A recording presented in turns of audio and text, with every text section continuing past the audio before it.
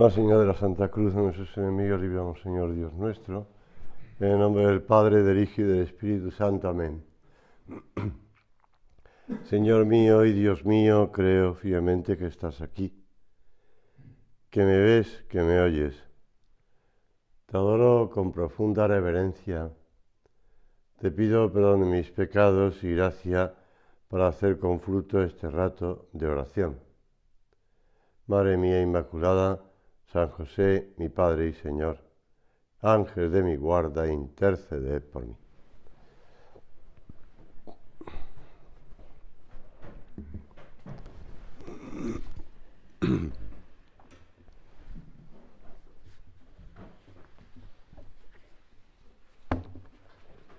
En aquel tiempo Jesús dijo a sus discípulos: no penséis que he venido a abolir la ley y los profetas. No he venido a abolir, sino a dar cumplimiento. Todo el Antiguo Testamento, desde la ley, Moisés, los profetas, Isaías, Jeremías, Ezequiel, Daniel, los 12 profetas menores, todo ello apunta a Cristo. Todo ello va centrado en Cristo. Toda la historia de Israel, desde tratada por los libros del Antiguo Testamento, se centran en la venida del Mesías, Jesús, el Dios hecho hombre. Y añade: sí os lo aseguro, el cielo y la tierra pasarán antes que pase una i o una tilde de la ley, sin que todo suceda. Y ahora el Señor se centra en los niños. El que traspase uno de estos mandamientos más pequeños y así lo enseña a los hombres, será el más pequeño en el reino de los cielos. En cambio, el que los observe y los enseñe, ese será grande en el reino de los cielos. Se habla mucho, ya cada vez menos, cada vez menos, como nos explicaba el otro día pues Rafa, ¿no? Pues el tema de los valores, la cuestión de los valores. Pero se ha hablado durante mucho tiempo qué valores vives, qué valores son importantes en tu vida, qué valores enseñas a tus hijos, bueno, pero lo importante no son los valores, lo importante son las virtudes.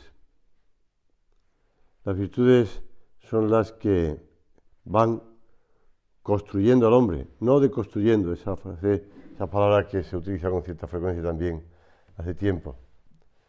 El de construir, el de deshacer, el desmontar, no es decir construir.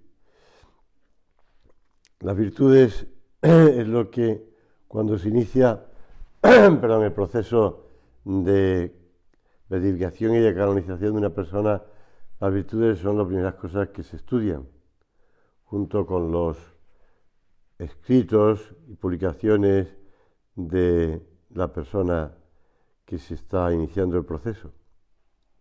Las virtudes. Me enseñarás, dice el Salmo, el sendero de la vida. Me saciarás de gozo en tu presencia, Señor.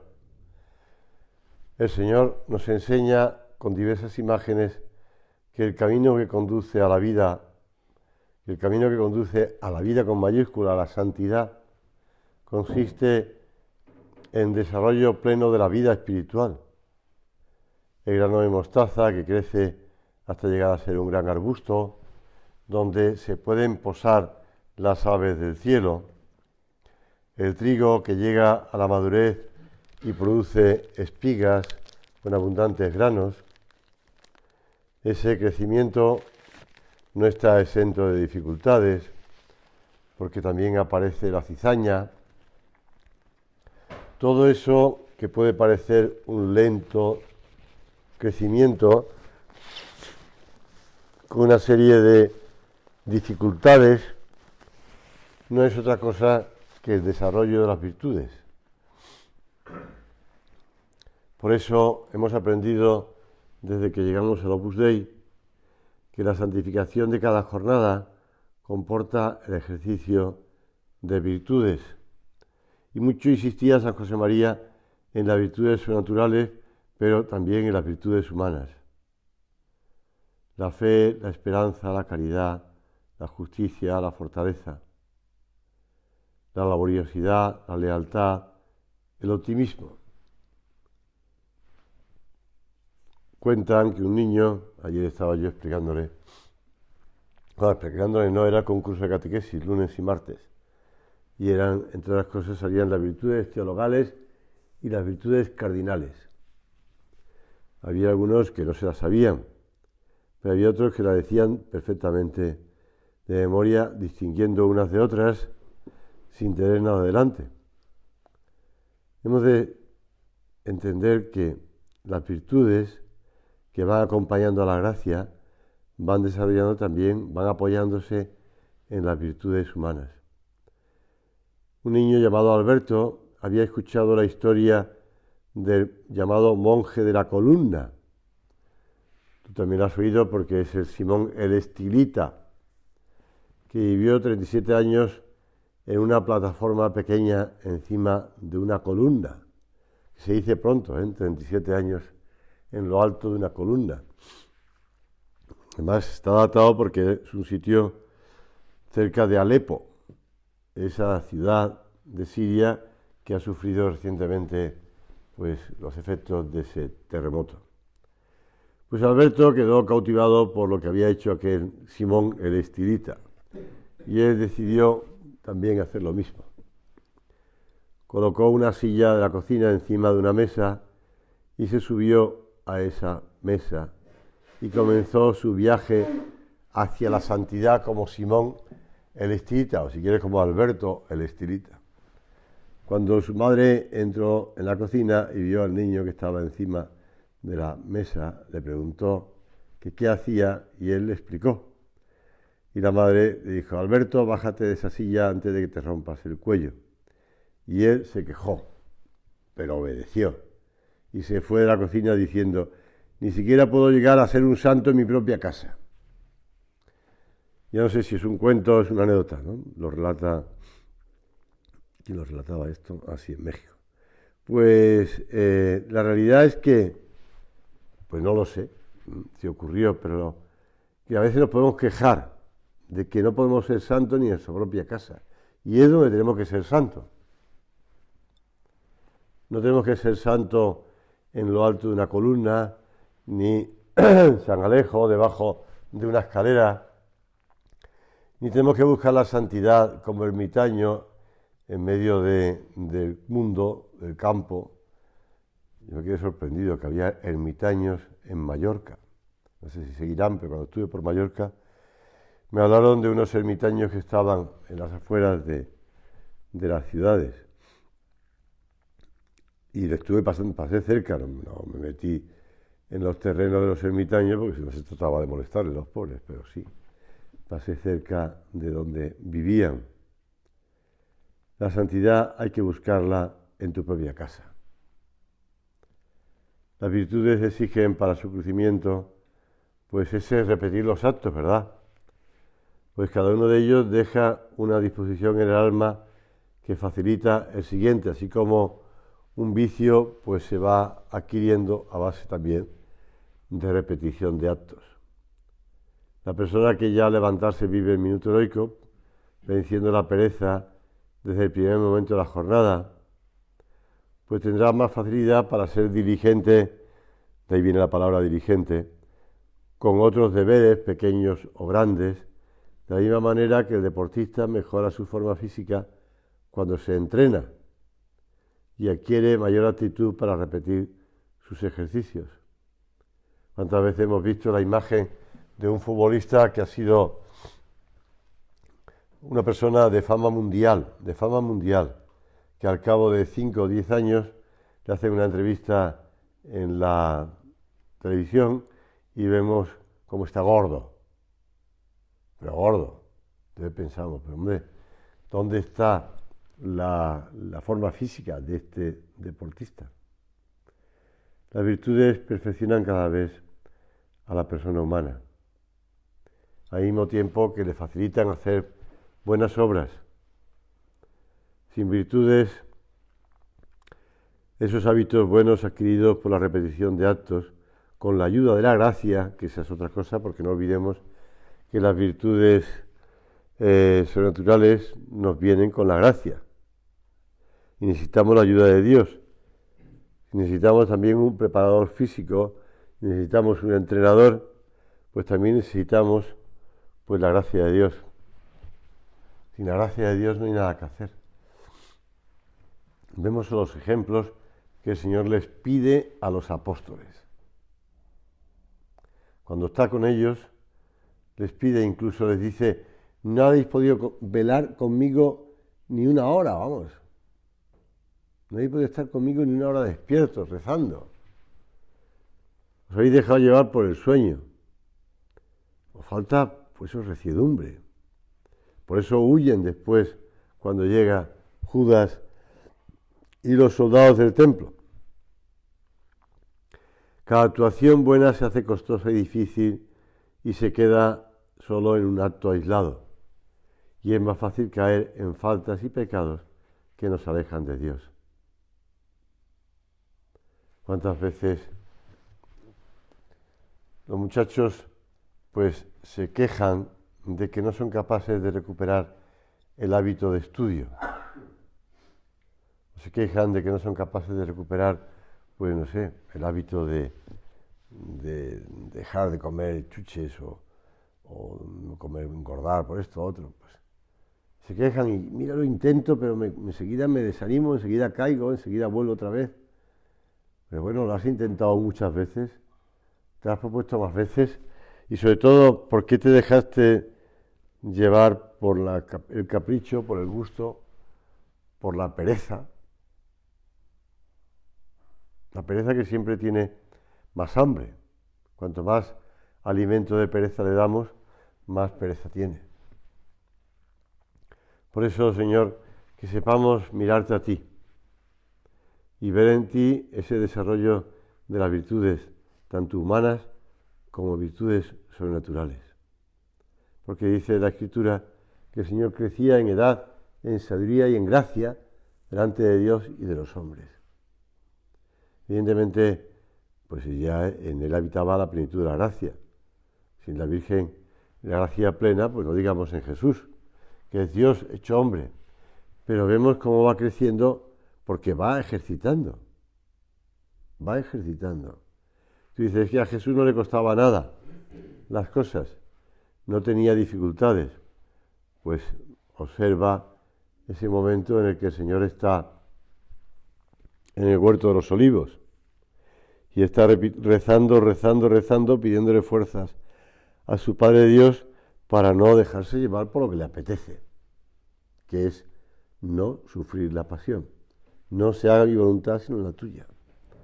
Al Señor le costaba las cosas. El Señor se dormía cuando estaba cansado. El Señor pasaba hambre. Por eso en este tiempo de Cuaresma es importante que la penitencia borre las huellas de los pecados de la vida pasada, para que no la vuelvan a inclinar al mal. Y la penitencia más intensa, cuanto más graves hayan sido las caídas o más largo tiempo el que hayas estado separado de Dios. Pues la huella que habrán dejado será mayor. Señor, sabemos que contamos con tu gracia para levantarnos una otra vez, para comenzar y recomenzar, porque somos conscientes de que nos cuesta el levantarnos. Primero porque la soberbia nos desanima, nos entristece y nos dice que no podemos, que nunca podremos. O bien nos busca argumentos para justificar lo que hemos hecho o lo que hemos dejado de hacer. Porque sabemos que la soberbia enseguida está pegada ya al pecado. Antes y después. Por eso el ejercicio de las virtudes nos indica el sendero que conduce al Señor. Y no solamente las virtudes humanas, porque uno puede ser empeñativo. Se ha dicho siempre que no hay cosa peor, bueno, es un poco exagerado cuando dicen no hay cosa peor, pero No hay cosa peor que una persona que es tozuda y además corta, ¿no? Porque si no es muy inteligente y es tozuda, pues se empeña con tozudez en cosas que no admite que se pueda estar equivocando, o el consejo. Por eso cuando con la ayuda de la gracia nos esforzamos, no solo por alejar las ocasiones de pecar, alejar, es decir, poner lejos de los muros capitales, la fortaleza, la lucha, como dice Camino, lejos, porque si lo ponemos cerca, pues oye, esto siempre nos recuerda a los bichos esos que trepan por las murallas de la fortaleza y se meten dentro. Esas películas de animación o de tal, que trepan por las murallas con 4 patas y son capaces de subir por las paredes. Pues eso pasa. Si nos ponemos cerca, pues entonces pueden colarse. No solamente alejar las tentaciones lejos de los muros capitales de la fortaleza, capitales, es decir, de los pecados capitales o de las virtudes cardinales, sino por alcanzar la santidad que Dios nos pide, conscientes de que exige el desarrollo de las virtudes. Si queremos ser santos, hemos de crecer en virtudes. Fe, esperanza, caridad, fortaleza, justicia, templanza. Especialmente en este tiempo de Cuaresma, la Iglesia nos invita a crecer en esas virtudes. Virtudes humanas y virtudes naturales. La santidad es ejercicio de virtudes un día y otro. ¿Cuántas veces hemos leído esas palabras de San José María? Las virtudes humanas son el fundamento de las sobrenaturales y estas proporcionan siempre un nuevo empuje para desenvolverse con hombría de bien. Pero en cualquier caso no basta el afán de poseer esas virtudes. Es preciso aprender a practicarlas. Se habla de que en la sociedad actual se contempla un mayor individualismo y con todo lo que lleva consigo, una crítica hacia todo el mundo por cualquier cosa que haga, un acaparar para uno olvidándose o despreciando a los demás, un pensar que sálvese quien pueda, consciente de que, bueno, pues que si la pandemia, que si la caída de los bancos, que si los problemas de la guerra, que si, pues yo me encierro dentro de mí y me salvo yo. Y esas virtudes no están presentes entonces. No está presente ni las más pequeñas, vamos. ¿Por qué? Porque hay que aprender a hacer el bien. Dicite benefacere, dice el profeta Isaías, y lo cita San José María. Aprender a hacer el bien. Hay que ejercitarse habitualmente en los actos correspondientes, hechos de sinceridad, de veracidad, de ecuanimidad, de serenidad, de paciencia. Son virtudes humanas, porque, añade, obras son amores y no cabe amar a Dios solo de palabras, sino con obras y de verdad. Con obras y de verdad. Un autor, en su libro Un toque de maravilla, Arthur Gordon, recuerda el ejemplo de su padre. Cuando yo tenía alrededor de 13 años y mi hermano tenía 10 años, nuestro padre prometió llevarnos al circo. El otro día mi hermano lo llevaron al circo y se rieron mucho con los payasos y cosas. Bueno, pues le prometió llevar al circo. Nuestro padre prometió llevarnos al circo, pero a la hora del almuerzo recibió una llamada telefónica. Un asunto urgente requería su atención. Mi hermano y yo nos preparamos para la desilusión, porque nos veíamos venir que el plan se venía abajo. Luego lo escuchamos decir, no podré ir, el asunto tendrá que esperar. Cuando regresó a la mesa, mi madre sonrió y dijo, sabes que el circo regresará, ¿cierto? Y mi padre respondió, lo sé, pero la infancia no lo hará. Pues esta anécdota tan sencilla, si quieres, no se le olvidaron a esos hijos. ¿Por qué? Porque efectivamente la infancia, las etapas de la vida de un niño con su padre no pasan. Pues sí, se olvidan, pero no, se dejará atrás la infancia, pero no las etapas que han ido pasando. Por tanto, los momentos tan importantes que se han vivido. Eso lo repito muchas veces a los padres: no te pierdas la infancia de tus hijos. Está con ellos, disfruta con ellos, pero también juega con ellos y pasa también con paciencia, con generosidad, con comprensión, pues eso. Enséñales a practicar ese deporte, enséñales juega con ellos. Pues lo mismo pasa en nuestra vida con los momentos. Es decir, no, ya lo haré mañana. La batalla de la mantequilla que recoge San José María en Camino, de aquel personaje, yo creo irlandés, porque alguien comentó que en Irlanda eso de la mantequilla no se podía hacer porque como hace tanto frío, no sé si Irlanda o era un sitio parecido. Y después don Álvaro recordó que el personaje que relata San José María en ese punto de camino era de ese país, con lo cual no es cuestión de ni frío ni calor, es cuestión de buscarse excusas o no. La batalla de la mantequilla. Él decía, ahora sí, ahora también, luchar día a día. Dios ha querido, en su bondad infinita, que correspondamos nosotros, y ha puesto en nuestra naturaleza la capacidad de disponernos a la acción sobrenatural de la gracia, mediante el cultivo de las virtudes humanas y la ayuda del Espíritu Santo. Se entiende bien así que no es posible crecer en la santidad de quienes faltan en las virtudes humanas más elementales. Ese libro de el Beato Álvaro del Portillo, escrito sobre el sacerdocio, que a veces se piensa que solamente es para sacerdotes, pero hay cosas muy buenas también para todos los hombres y mujeres, aunque no sean sacerdotes, porque ahí habla de las virtudes humanas también. Las virtudes del cristiano hay que ejercitarlas en la vida ordinaria, en todas las circunstancias, fáciles, difíciles o muy difíciles.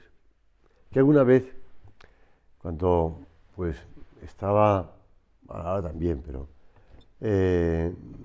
digamos por separar un poco la anécdota en el tiempo, y pues que a veces cuando tratabas a algunos sacerdotes en algunos países o en algunas regiones de España, pues comprobabas que faltaban virtudes elementales, como podía ser el orden, como podía ser la limpieza, como podía ser.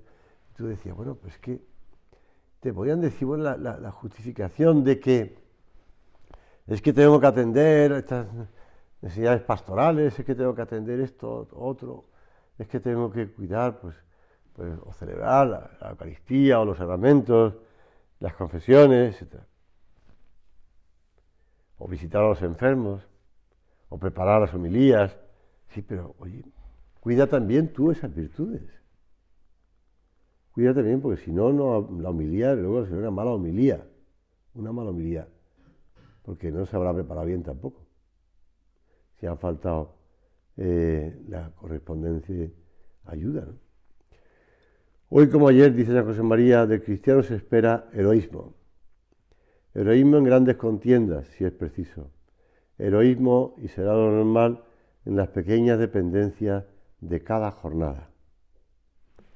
De la misma manera que la planta se alimenta de la tierra, así la vida sobrenatural del cristiano, sus virtudes hunden en sus raíces en el mundo concreto, en donde está inmerso, en la familia, en el trabajo, en las buenas y malas noticias, en las alegrías y desgracias.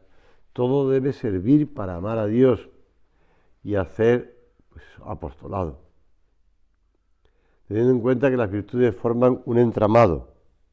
Se lo explica muy bien Santa Teresa hablando de la soberbia, que no crecen las virtudes porque hay un punto de amor propio. Cuando se crece en una, se adelantan todas las demás, y por eso explica San Alfonso María de Ligorio, la caridad es la que da unidad a todas las virtudes que hacen al hombre perfecto. La caridad. Si la soberbia impide que crezcan todas las virtudes y la humildad facilita, la caridad es la que da unidad. Que haya esa concatenación, que haya ese crecimiento, pero además crecimiento unido. No podemos esperar situaciones ideales, circunstancias más propicias. Cuando un cristiano desempeña con amor lo más intrascendente de las acciones diarias, dice San José María en esas conversaciones como señor escriba de Balaguer, aquello rebosa de la trascendencia de Dios. Dejaos pues de sueños, de falsos idealismos, de fantasías, de eso que suelo llamar mística ojalatera, bueno, es de la humildad, amar al mundo, apasionadamente, de fantasía, de eso que suelo llamar mística ojalatera. Ojalá no me hubiera casado, ojalá no tuviera esta profesión, ojalá tuviera más salud, ojalá fuera joven, ojalá fuera viejo. Y ateneros en cambio sobriamente a la realidad más material e inmediata, que es donde está el Señor. Así como el Señor está junto a nosotros, ahora, en el sagrario. Y nos está no solamente contemplando nuestra lucha, sino ayudándonos con su gracia, con su sangre, en la oración, en el pan y en la palabra, en la oración y en la Eucaristía. Por eso, Señor, este rato de oración de hoy nos puede servir para preguntarnos junto al Señor, ¿es real mi deseo de identificarme cada vez más con Cristo? ¿Aprovecho verdaderamente las incidencias de cada día para ejercitarme en las virtudes humanas y con la gracia de Dios en las sobrenaturales? Procuro amar más a Dios haciendo mejor las mismas cosas, con una intención más recta, lo que se llama rectitud de intención, que todas las semanas en el círculo nos preguntamos, porque nos leen esa pregunta. El Señor dará las gracias necesarias para ser fieles en las situaciones difíciles. Ese ejemplo que espera de todos será en muchas ocasiones el medio para que los demás también, pues, como dice ese punto de camino, lee la vida de Jesucristo. Como cuentan bueno, esto ya lo he oído contar de varias veces, ¿no? de distintos modos. Pero bueno, un cristiano estaba leyendo la Biblia en un avión, estaba leyendo el Evangelio, que sea. Un ateo estaba junto a él y le preguntó qué estaba leyendo, y el cristiano respondió la historia de Jonás. El ateo comenzó a burlarse, no me diga que cree en esa historia ridícula. Y el otro dijo, pues sí, realmente cree la historia de un hombre que fue tragado por una ballena. Bueno, la Biblia dice que fue un gran pez. Tontería, será una ballena o un gran pez. ¿Cómo fue tragado exactamente y cómo es que sobrevivió en el vientre de ese gran pez? Y aquel ya se estaba cansando y dijo, no lo sé, pero le preguntaré a Jonás cuando llegue al cielo. Y el ateo siguió burlándose de él. ¿Y qué tal si Jonás no está en el cielo? Pues entonces se lo puede preguntar usted cuando se lo encuentre en el infierno. Pues realmente el otro día estaba viendo unas declaraciones de unos científicos sobre, ahora que está de moda la película, el multiverso, ¿no? O los muchos universos paralelos, y leía que un científico hablaba de no universos paralelos como Hawking, sino de universos circulares. Científicos, hablaba de universos circulares, también muchos, lo que quieras, todos universos circulares. Y el que escribió el artículo decía, bueno, pero estos son teorías que no tienen ningún fundamento empírico. Ningún fundamento empírico. Y lo decía el científico, el que escribió el artículo, que era un profesor de universidad, no era tampoco tipo. Es que cuando hablo de lo empírico me recuerdo cuando estaba en Santiago de Compostela y estábamos preparando una casa para el centro para sacerdotes y tal, pues como llueve tanto, pues busqué cómo conseguir un paragüero grande. Y entonces me dijeron que en tal sitio que había pues una especie de almacén donde había una empresilla de fundición y de trabajos de hierro o de tal, pues que allí lo podían hacer. Entonces llegué allí, me encontré un señor que estaba trabajando con un soplete o una cosa así, con su propio mono de trabajo, que me dijo: ¿qué desea usted? Pues mire, quiero, y además estaba apartado de la ciudad, estaba en campo, pues, ¿qué desea? Pues mire, me han dicho que aquí puede hacer un paragüero. Ah, pues sí. Bueno, pues dígame, enséñeme modelos y tal. Ah, no, aquí somos empíricos. Yo cuando vi a aquella persona que estaba con el soldador en la mano, que estaba con el mono de trabajo, me acordaba de los filósofos empíricos, los empiristas, y yo me quedé sorprendido hasta que lo entendí. Cogí un papel que llevaba en la cartera y un bolígrafo y le hice un dibujo de lo que quería. Y me dijo: estupendo, démelo, que ya se lo hago. ¿Cuántas dimensiones hay? Pues esto, empírico. Pues no hay constatación empírica de los multiversos ni de los universos paralelos, sino ni del metaverso, ¿no? No hay fundamento empírico. Pero no nos dejemos engañar por las teorías o los planteamientos o los engaños que pueda haber, porque en el fondo son justificaciones de nosotros, no querer luchar. Vamos a terminar, que es la hora ya de acabar, acudiendo como siempre a nuestra Madre Santa María, y le pedimos a la Virgen, modelo y escuela de todas las virtudes, dice San Ambrosio, modelo y escuela de todas las virtudes, que nos ayude a vivir y a crecer en esas virtudes.